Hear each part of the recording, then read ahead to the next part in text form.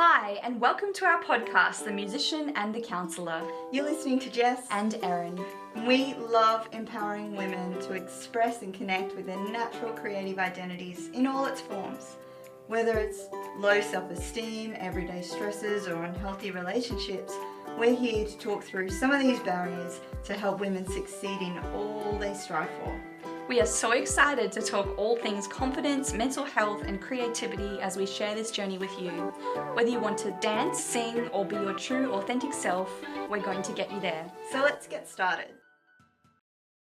Hello everyone. Thank you so much for listening so far. Thank you to all those beautiful people who have tuned in to our podcast and given us some feedback on what they would like to hear. So we have listened to your responses, and today we are going to be covering stress management. So this is a really great tool to be using. We're going towards the end of the year now. There's going to be lots of stressful situations in work and family and life. And we're going to talk through ways that we can use stress to our advantage and ways that we can manage stress. So before we started recording, Jess was talking about something really cool, which I thought was interesting. So I'm going to let you expand on that first, Jess. Yeah, sure. I was talking about how a lot of people can be worried about stress and stress about stress, but that there are times that stress can actually be really good for us. So in psychology, we look at something called the Yerkes-Dodson curve. So it's kind of like, it looks kind of like a bell curve, but in the early parts, it's talking about as our stress increases, our performance can actually improve. Yeah. And right at the top, right at the peak, we call that eustress, where that's our optimal level of stress that we have that maximizes our performance. The problem is, if we overload our system, if somewhere along the lines our mind interprets the situation as, I do not have the resources to cope with this, our body goes into kind of overload and our performance rapidly declines. Will we get to a point then of shutting down, do you think? Yeah, 100%. That's, if we're thinking in terms of an exam, we've left it to the night before, which so many of us have done, and it's that freak out, the can't problem solve, can't function, maybe meltdown mode, shut down. And I was saying too, Jess, that it can be a great thing for us. For example, it can be a good thing to make sure that you meet a deadline and getting out of your comfort zone in a way that's healthy for you with stage performance, I find. So I may be stressed, but when I get onto the stage, I'm still stressed. But it's a good stress because it makes me get out of my comfort zone, and then once I'm on the stage, I'm fine. But there's that pre-stage stress that makes me get ready for my performance, make sure I've got all the things I need, and it sort of hypes me up a little bit, which is good. So I run on that adrenaline. Yeah, perfect example. And it's a great explanation of when I remember sitting in like a Tony Robbins talk, and he was saying, he was saying, go Tony! We love you, Tony. Yes, 100%. And he was talking about how, physiologically, and it's true, that excitement and nervousness are one and the same. And so it's like, well, am I nervous or am I excited? And you can get yourself pumped and ready, got all this energy to perform and do well. So that sounds like a great example. Sometimes I need to check in with myself and ask that question to make sure that it's a good excitement or if it's actually anxiety that I need to check in and say, hey, why am I feeling anxious about this thing? So I feel that would also tie into, the stress that we're running through our bodies in any given situation. The other side of things is, how do we prevent ourselves from going into that overload? That's a huge part of self-care, not only what we do in those situations, but what we do prior to those situations. So what are some things that you do, Erin, to kind of look after yourself, whether it's in the situation or prior? For me, I am very good now at preventative stress. I know when I'm going to be stressed out at particular times of the month, for example, and I know that my energy levels will be lower and my capacity to process emotion and everyday stresses gets more intense. So for that reason, I'll prep meals, for that week. I'll make sure I don't plan as many things so I have more sleep that week.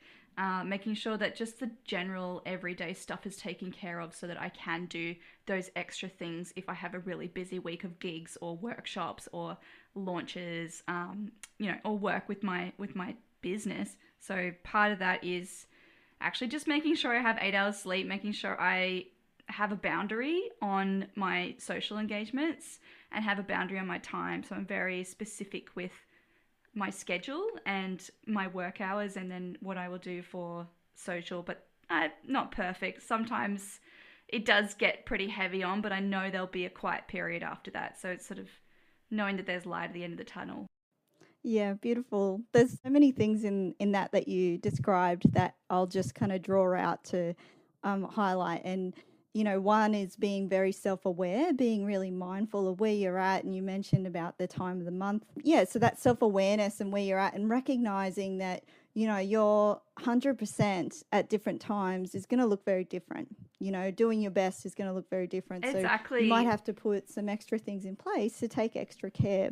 I think it's really with singing or even vocal performance, people are expecting themselves to have the same delivery every single time, but their body is an instrument. So if you're not taking care of your body's really stressed out. You can't be expecting to sound as good as you can if you haven't put those preventative measures in place and taking care of your energy, right? Yeah, exactly right. And that can be applied across so many things that we do, 100%.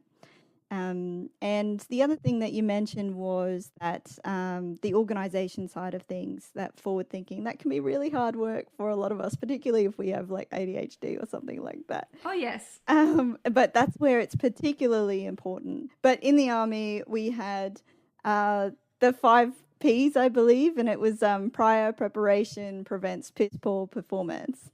So yeah, it's that also relates to stress big time. If we can schedule ahead of time and navigate that well, then yeah, we can start to feel a lot less stress later.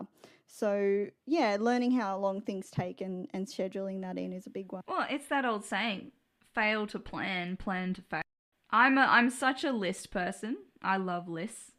I don't know, maybe it's my Virgo tendencies, but I love having systems and lists in place so that I can tick them off and my brain doesn't have to think about it, be holding it all within me. So I'm over exaggerating things, right? So this is another stress management. It's just making sure that I'm looking after my future me with my lists, making sure I'm factoring in things that are going to bring me joy. So things that are actually enjoyable for me to experiment with and create with, which we'll get to in a second, how stress can actually help creativity a lot. And then, yeah, making that time to be productive, knowing my energy cycle, knowing that I need a nap almost every afternoon, about 2 p.m. If I don't have a nap, I am a nap there'll be no production after the nap, and that's okay. So if I don't have a nap, I'm not going to be hard on myself because I won't get that work done. I'm like, that's okay. I'm not going to stress out knowing that I haven't got the energy to then push myself and then create something I'm not happy with. Yeah, absolutely. And this is there's self-compassion really comes into this part of self-care as well. And again, that self-awareness, you really need that self-awareness to be able to have that self-compassion and recognize what your limits are. And then, yeah, when you learn from that, plan ahead next time. Exactly. And I feel it's a lot of just self-judgment, self-talk. Like, why are you stressing? Ask yourself, what am I stressing about? Why am I stressing about? What's the cause of this? Like, what's the root cause of this? That is a whole other podcast. But you find yourself starting to repeat certain patterns. When you start catching yourself out, you start realizing, oh, okay, I get stressed when I do this certain activity. Why? Or why am I always stressed at this time of day? Why am I always stressed in this environment? So that's another part of managing, is actually being aware of your environment and how you're reacting to that, or even around certain people or situations. And if it's a constant stressor, maybe you need to reevaluate that and ask if it's really serving you Very important question. and your highest good, right? So with creativity, I love how stress helps me create because I put parameters on it. So an activity I do with a lot of my students is speed writing. So we just put a timer on, I give them 5 minutes, and they have to write out whatever comes onto the page. And then from that, I'll stop them, I'll circle a couple of phrases, and they've got to do it again. And they have to do it maybe 2 or 3 or 4 times. And every time it's interesting because I see them getting stressed, I see them overthinking, I see them getting stuck in it. And then I say, well, you got to keep going. Just don't let your brain get in the way of your creativity. And eventually, once they get past that block, they then create some really amazing writing and some songs. Then we go into the next process after that. But for me, that's a good type of stress as well. Putting a boundary and parameter on it to perform. Yeah, I've definitely seen that myself as well. When it comes to art, if you put restrictions on, your color palette or, how you draw or paint, you can come out with some amazing things that you didn't really think were possible. And bi-directionally, that, when we're stressed, say we're focusing on, I don't know, a problem at work and we really just can't figure it out. So we get kind of stuck in this kind of focused thinking where we're actually limiting how many neurons are being, the neural pathway that's being activated, I should say. And, but actually when we step away from that, do something playful, do something creative or exercise.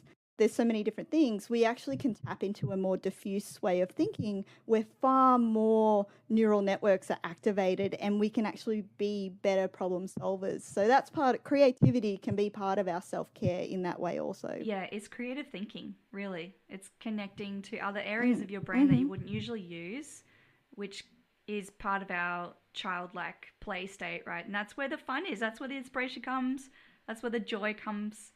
Yeah, I love it. So, yeah, I think these are really, really great tips for people listening if they're wanting to minimize their stress or even take the edge off their stress. So, let's talk about a few action steps that they can take as some nice takeaways from this podcast today. So for the preventative side of things, we've talked about having self-awareness. We've talked about getting organized, having self-compassion, knowing our limits, also setting some boundaries. We haven't really talked about when we're stressed. Oh, we did actually. When we're stressed, it can be important to step away from what we're doing and having a little break, a little breather. There's different emotional regulation strategies you could use. We haven't talked about that. That, again, may be another podcast, but say it's breathing, say it's mindfulness, meditation, going for a run, whatever. I think they're the kind of main things. And the last thing I'd like to add to that is the type of stress. Just taking a minute to stop and ask yourself what type of stress it is. Is it a productive stress or is it a stress that may need to be delved into to reduce? Yeah, what is it telling you? Yeah. So if you loved what you heard today, please comment, let us know what your takeaways are, what you'd like to know more about, and maybe how you can now minimize your stress in your life now. Yeah, we'd love to hear from you.